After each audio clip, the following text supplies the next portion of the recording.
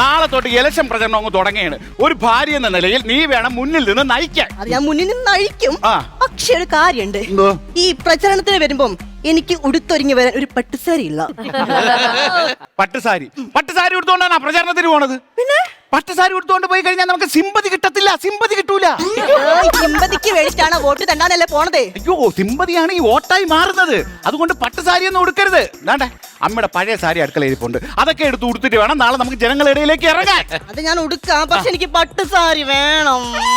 ഞാൻ ജയിച്ച് മെമ്പർ ആവട്ടെ, എന്നെ പട്ട് പുതച്ച് കിടത്തും ഞാൻ. പട്ടുസാരി ഉടുത്ത് നടത്തും ഞാൻ. പിന്നെ രാവിലെ തുടങ്ങി കൈയുടെ വാദത്തിന്റെ എക്സസൈസ്. വാദത്തിന്റെ എക്സസൈസ് അല്ല, പിന്നെ ഞാൻ മെമ്പർ ആവൂലേ, അപ്പൊ കൈയിട്ട് വാരാനുള്ള എക്സസൈസ്. പഞ്ചായത്തല്ലേ, യാതെ സൈഡിൽ നിന്ന് ഫണ്ട് വന്നെന്ന് പറയാൻ പറ്റില്ല. എല്ലായിടത്തുനിന്നും ഭാരി നമ്മൾ ശീലിക്കണ്ടേ.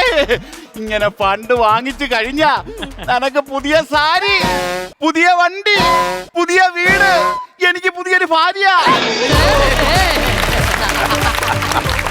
ഇതൊക്കെ വരുമ്പോ നീ ഒരു പുതിയ ഭാര്യയായി മാറത്തില്ലേ? അപ്പൊ നീയാണല്ലോ എന്റെ പുതിയ ഭാര്യ. അതാണ് ഞാൻ ഉദ്ദേശിച്ചത്.